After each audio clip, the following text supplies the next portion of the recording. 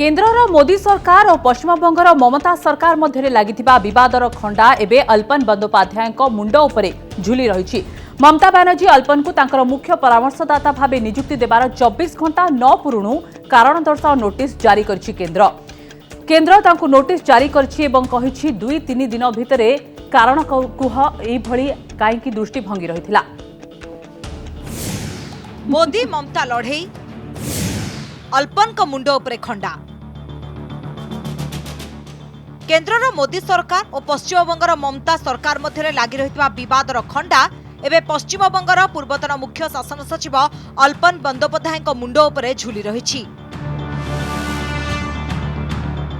ममता सुरक्षा सत्वे से केन्द्रर रोषरु बर्ती पारि नाहंती।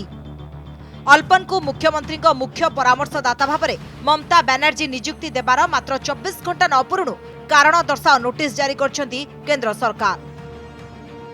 अल्पन को कारण दर्शाओ नोटिस विपर्यय परिचालना नियम 2005 अनुसार पठा जाइछि नोटिस। 3 दिन मध्यरे निजर पक्ष रखिबाकू दिया जाइछि समय। तांको विरोधरे काहेकि कार्यानुष्ठान नियाजिबो नाही से नै कारण दर्शाइबाकू कुहा जाइछि। राजनैतिक दलर लड़ई बळी पड़िले कि बाबू। मोदी और ममता लड़ई संपूर्ण राजनैतिक होइथिबा बेले एथिरे मोहरा बनी जाइछंती अल्पन बंदोपाध्याय। मे 28 रे होइथिबा मोदी बैठक को मुख्यमंत्री ममता बानर्जी से विलंबरे आसिबा तांको महंगा पड़िछि। सेथिपई तांको विरोधरे भारतीय प्रशासनिक सेवार मैनुअल अनुसार कार्यानुष्ठान नेबा आरंभ करिसेंती केंद्र सरकार। किंतु केन्द्रर एभली कार्य को हिटलरी शासन कहवा सह संघीय व्यवस्था पाई विपद बोली कहिसेंती विरोधी।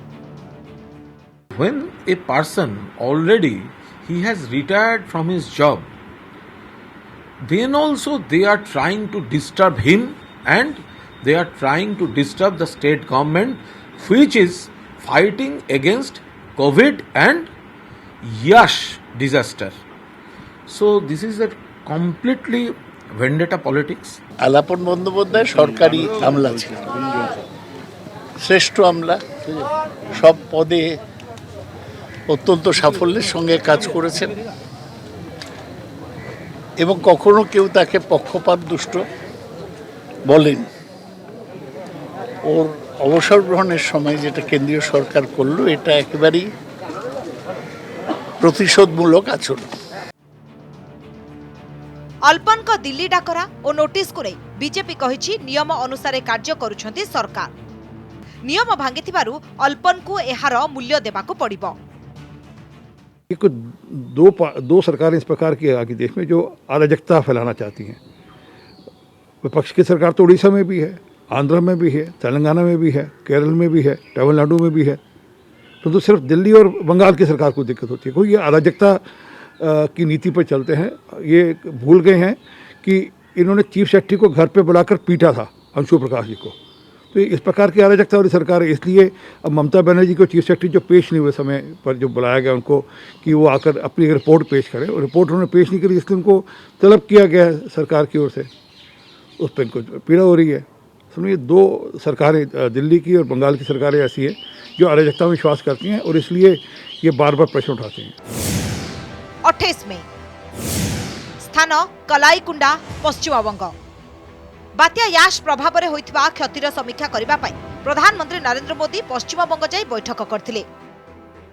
किंतु ए बैठक को मुख्यमंत्री ममता बानर्जी सह विलंबरे आसिथिले पश्चिमबंग मुख्य शासन सचिव। तेणु दिल्ली फेरी जिबा परे सेही समयर मुख्य शासन सचिव अल्पन बंदोपाध्याय को दिल्ली बदली पाई निर्देशनामा जारी करथिला केन्द्र। मे 31 सकाळ 10:30 सुधा दिल्ली जाई नुआ दायित्व नेबाकू निर्देशनामा रे कहा जायथिला। किंतु रिलीफ करबा बदल रे एभली निर्देश प्रत्याहार करबाकू ममता केन्द्र को अनुरोध करी चिठी लिखिथिले।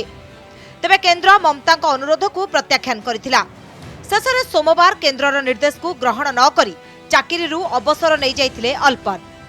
अवसर नेबा परे तांकू मुख्यमंत्री को मुख्य परामर्शदाता भाबे नियुक्ति देथिले ममता।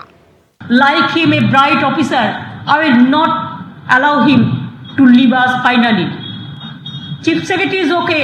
Today is the retirement day. It is his desire. He can take a decision. And I think he has the guts. He has the boldness. He has the honesty. He has the sincerity. And his name will be forever for the history of India that how a bureaucrat is been victimized after his long services.